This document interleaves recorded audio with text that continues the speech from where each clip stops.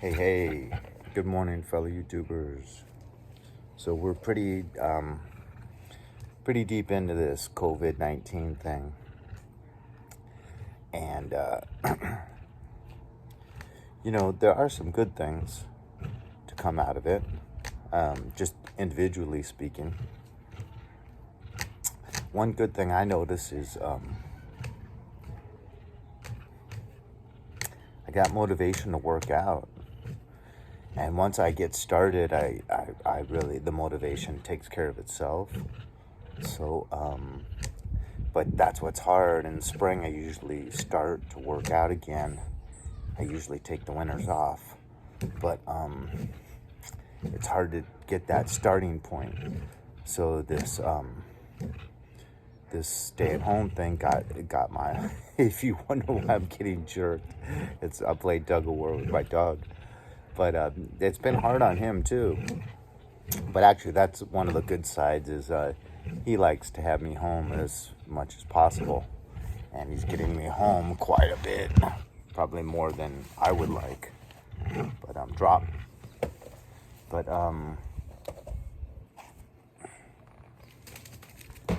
so some good news though also is that it's restrictions are being churned back now in certain states. So the lockdown is actually being repealed in certain areas. What else is good?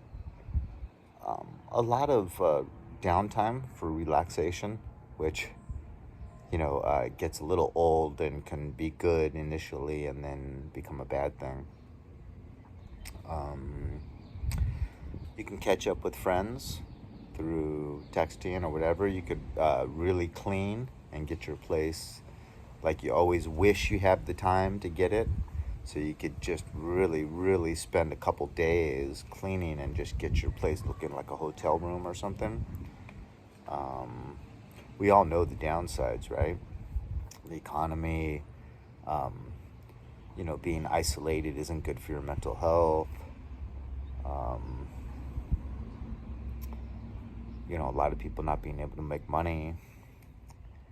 And then a different situation is someone like me who now all of a sudden everything you can only do in person, now you're expected to do it somehow virtually.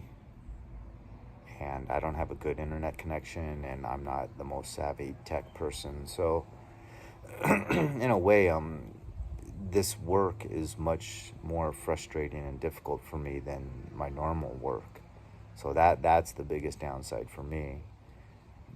But another one of the positives is I haven't gotten really sick.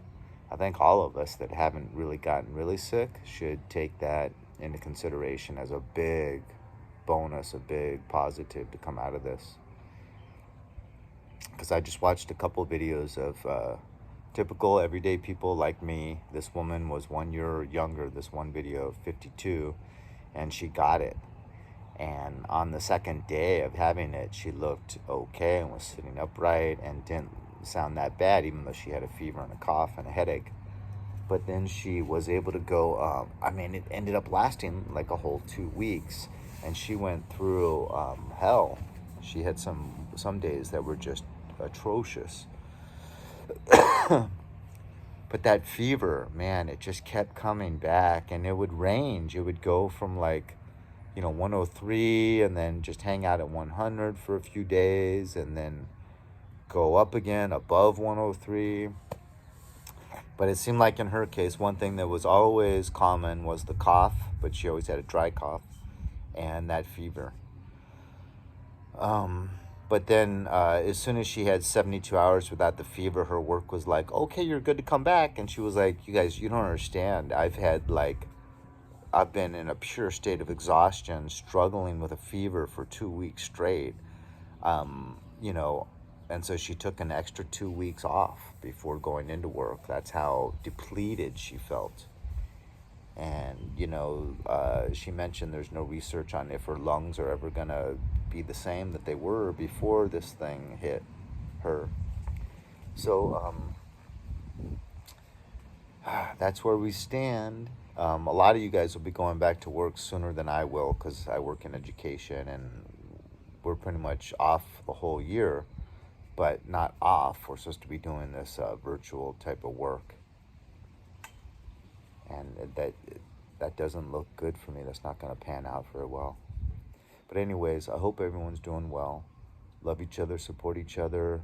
Leave a comment on what your situation's like if you can. Hit like, dislike. And if you haven't subscribed, hit the subscribe button. Oh, I see my porch light is on. I hate that. I always got to remember to try to turn that porch light off in the morning. But anyways, you guys, look at the day. And a big bonus I forgot is to mention, the lack of pollution and the benefits that wildlife are reaping. 2 more. Okay, you guys, have a good one.